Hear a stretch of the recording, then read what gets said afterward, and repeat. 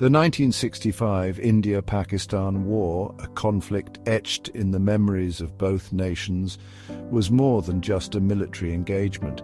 It represented the culmination of years of simmering tensions rooted in the tumultuous birth of two nations.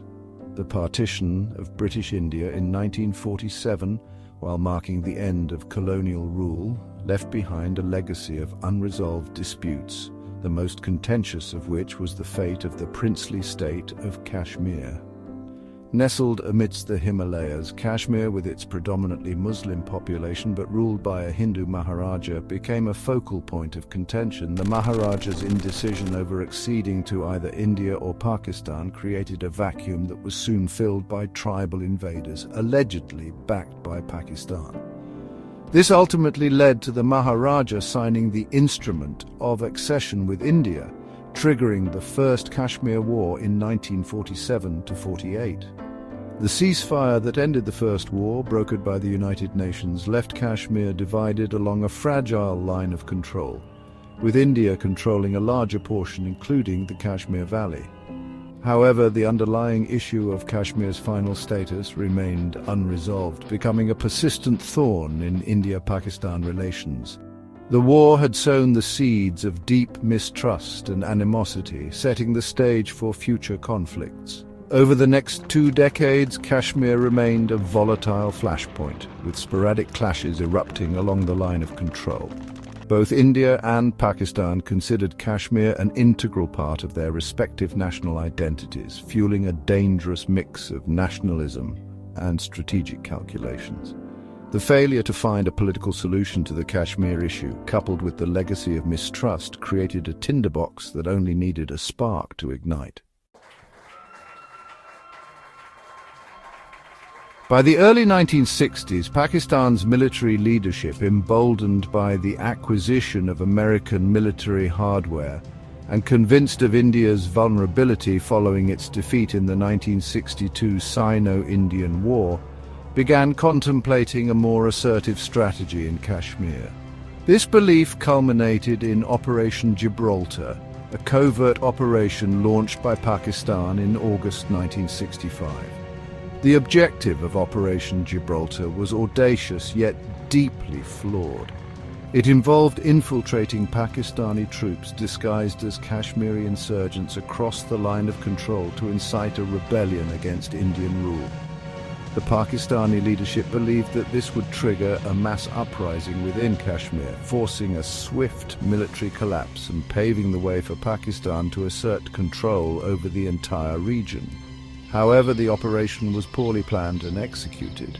The infiltrators, often ill-equipped and lacking local support, failed to generate the anticipated uprising. Instead of being welcomed as liberators, they were met with resistance from local Kashmiris who alerted Indian security forces. Operation Gibraltar, rather than achieving its objectives, proved to be a strategic blunder, serving as the immediate trigger for the 1965 war. India, perceiving Operation Gibraltar as a grave act of aggression, responded swiftly and decisively. The Indian Army launched a counter-insurgency operation, pushing back the infiltrators. The conflict quickly escalated, spilling over from the rugged terrain of Kashmir into a full-blown war between India and Pakistan. Operation Gibraltar, conceived as a clandestine mission to wrest control of Kashmir, backfired spectacularly, igniting a conflict that would leave a lasting impact on the subcontinent. As Indian forces countered Operation Gibraltar, tensions escalated rapidly along the line of control. Skirmishes between Indian and Pakistani troops intensified, marking the beginning of a broader conflict. On September 1, 1965, Pakistan launched a full-scale military offensive codenamed Operation Grand Slam, targeting the vital Akhnur sector in Jammu and Kashmir. The aim of Operation Grand Slam was to sever the link between Kashmir Valley and the rest of India, further isolating Indian forces in Kashmir. Pakistan committed a significant portion of its armoured division to this offensive, hoping for a swift and decisive victory. The initial thrust of the Pakistani attack caught Indian forces off guard, leading to intense fighting in the Akhnur sector. However, the Indian army regrouped and mounted a fierce defense, stalling the Pakistani advance. The Battle of Asal Uttar, fought between September 8th and 10th, proved to be a turning point in the war. Indian tank formations, skillfully utilizing their knowledge of the terrain, inflicted heavy losses on the advancing Pakistani armor. The failure of Operation Grand Slam to achieve its objectives marked a turning point in the war. The Pakistani offensive had been effectively blunted, dashing any hopes of a quick victory. The war now entered a new phase, characterized by intense battles across a wider front, as India decided to open up a second front in response to Pakistan's aggression. The fighting in Kashmir was characterized by fierce battles over strategically important heights and passes. Both armies recognized the significance of controlling these vantage points, which offered a tactical advantage in the mountainous terrain. The Battle of Hajipur Pass, a strategically important pass captured by Pakistan during Operation Gibraltar, became a focal point of Indian efforts. Indian forces launched a daring assault, recapturing the pass on August 28th. The recapture of Hajipur Pass was a significant morale booster for India and dealt a blow to Pakistan's strategic positioning in Kashmir. Similarly, the Battle of Kargil, fought for control of the Srinagar-Leh road, witnessed intense fighting with heavy casualties on both sides. Indian troops, acclimatized to the high-altitude conditions, fought valiantly to defend their positions, ultimately repelling repeated Pakistani attempts to capture the town. These battles for heights highlighted the challenges of mountain warfare, where logistical nightmares and treacherous terrain often played as much of a role as military strategy. Both sides deployed their best soldiers and equipment, engaging in close-quarters combat and artillery duels that raged across the mountainous landscape. These engagements resulted in heavy casualties for both sides, underscoring the human cost of the conflict in the picturesque but unforgiving battleground of Kashmir. Section 5: Beyond the Mountains, expanding the theatre of war. While the fighting raged in Kashmir, the war was not confined to the mountains. On September 6, 1965, India launched a major offensive across the international border in Punjab, opening up a western front. This strategic move aimed to relieve pressure on Indian forces in Kashmir and force Pakistan to divert troops from its offensive. The Battle of Chawinda, one of the largest tank battles since World War II, took place in the plains of Punjab. Indian and Pakistani armoured divisions clashed in a brutal engagement that lasted several days, resulting in heavy losses for both sides. The battle ended inconclusively, but it highlighted the ferocity of the fighting and the high stakes involved. Simultaneously, air battles raged in the skies above Punjab and Kashmir. Both the Indian Air Force and the Pakistan Air Force engaged in fierce dogfights, using a mix of Soviet-supplied and American-supplied aircraft. The IAF conducted bombing raids on Pakistani air bases and military installations, while the PAF retaliated with strikes on Indian airfields. The air war, while not decisive in determining the outcome of the conflict, demonstrated the growing importance of air power in modern warfare. It also witnessed acts of valor and sacrifice from pilots on both sides, who engaged in aerial combat with courage and determination. Section 6: Stalemate and International Pressure, a Call for Peace.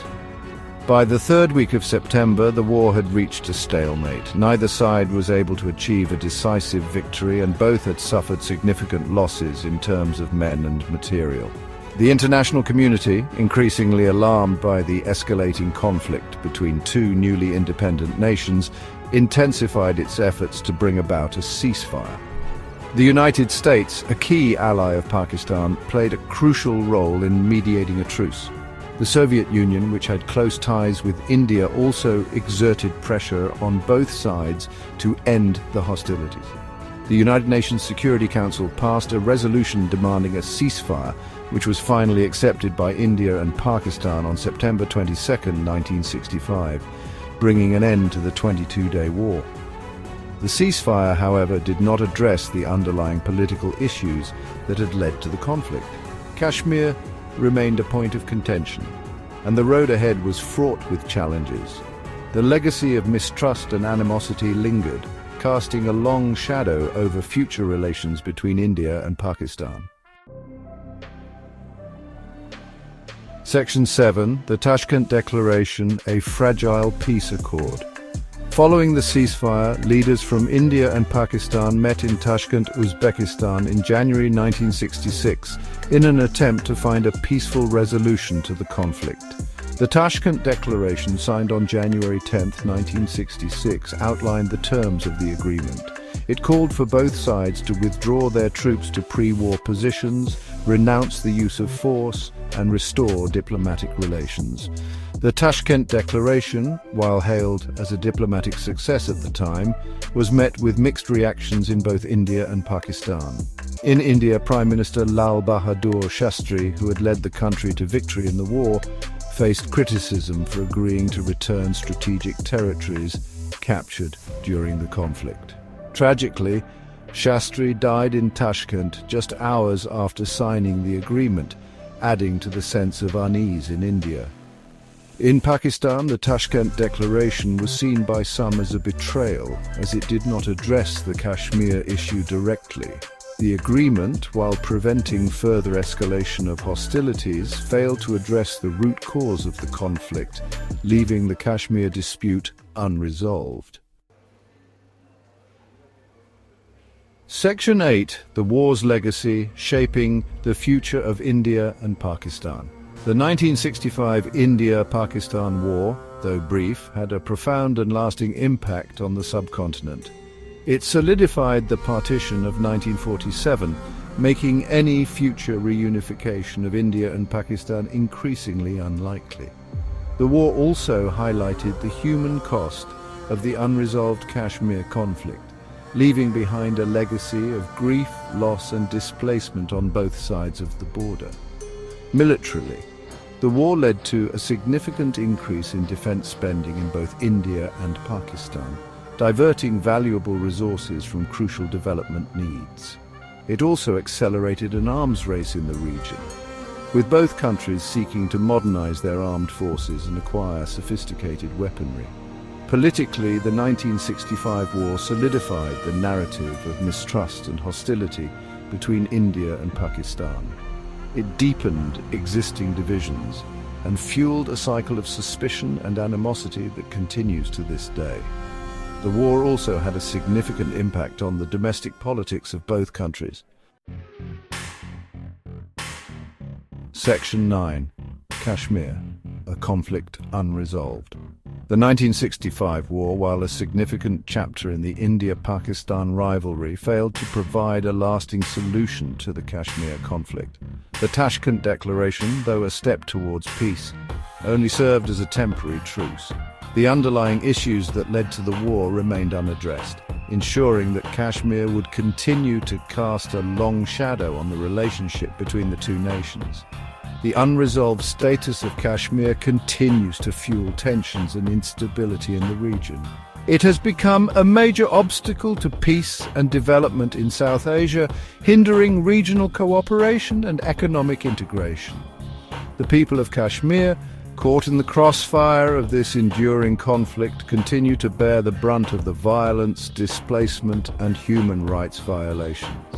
The 1965 war serves as a stark reminder of the human cost of the Kashmir conflict and the urgent need for a peaceful and lasting resolution.